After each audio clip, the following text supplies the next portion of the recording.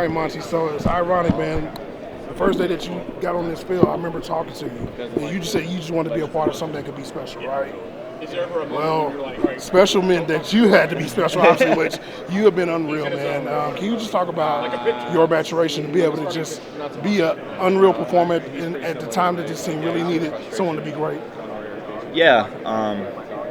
Obviously, I came over here and I knew they traded for me for a reason, and I wanted to step up and be the guy. So I took every opportunity that I could and kind of focused on every time I take the ball, I want to win.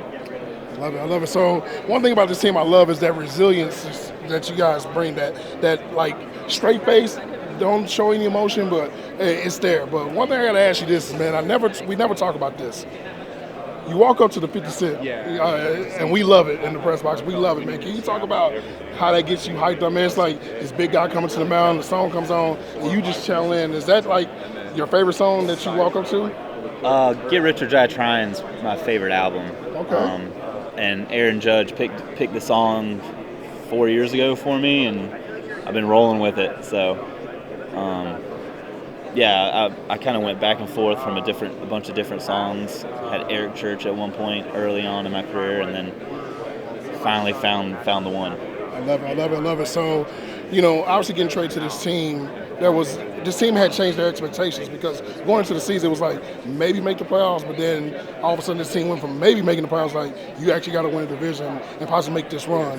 When did you realize this team was for sure a World Series contending type team? Even when I was with the Cardinals, I saw them on ESPN every other day. So, having Evo, Dane was incredible all year. I watched John Gray probably throw one of the best games I've ever seen against the Cardinals. I knew the talent was there up and down the lineup. It's not a fun lineup to face. I was super happy. I missed them when I was with St. Louis. And when I kind of knew I was getting traded, I was really hoping and praying it was here. I love it. Me growing up here in the DFW all my life, I can say for 38 years I have never seen a fan base become the biggest fan of a player, and Monty has become that guy. Can you talk about how the fans, just from your look, just seeing the fans, how they embraced you, the city has embraced you, and how the fans come every time that you pitch, the roars, the screams, and just how does that make you feel as a player?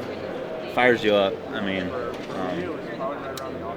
I'm hoping to see some Monty jerseys going around every now and then in the future, and really just going out there on the weekend games especially and hearing Monty. I remember one game I was kind of cruising, striking out guys, and I felt really good, and I heard a Monty chant going, and I was like, all right, well, I got to keep going. You had a curtain call. Yeah, you had a curtain call one game, so I like that. So just a few more questions, man. With this Rangers team, obviously just like different adversities happen with the injuries of certain guys. And, when Max came over, he was the guy that everybody looked at as like the guy that's been a champion. What are some things that you like maybe just gotten this year about just learning from him?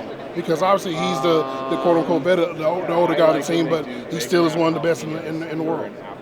Yeah, honestly, I just try and learn from watching him, just how he goes about his business, how he competes. We'll talk about playoffs and different parts of kind of the system and how to go about business, taking care of a lineup the second time and stuff like that. And been fortunate to talk to DeGrom a lot and how he prepares with his bullpens and his mindset, and just a lot of knowledge to try and take advantage of. I love it. Last question, man. So you growing up in baseball, I heard you said you were a hooper, man. So obviously you watched a lot of NBA Finals during that time. But just as a kid coming up, do you have any like World Series moments that you remember that caught your eye that maybe wanted you to maybe pursue baseball? I wish I did, man. I honestly didn't watch much baseball. We would go to a couple Braves spring training games. I watched Avery a good bit, but I remember the Braves-Cardinals game when Pete Kozma, the infield fly, that's a big memory. But yeah, I just grew up playing basketball in my backyard, playing 21 with my two brothers. And Okay, so since you're a basketball guy, then I'm going to piggyback, and this is the last question. We'll fast forward, this Rangers team, what NBA Finals team that won the championship reminds you of this Rangers team? If you could put the two parallels together. Can you imagine how difficult it is?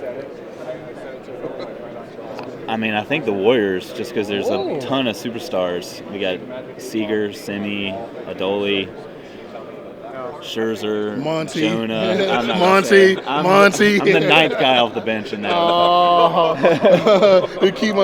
keep on looting. I can't believe this. He's been unreal. Well, yeah. Well, Jordan, congratulations on everything, man. Good luck to the series, man. Hopefully next time we'll be talking to each other, champagne will be everywhere, and I'll have my goggles on to talk to you. Be getting ready for parade. Oh, I like that. You heard it. I love it. Appreciate you.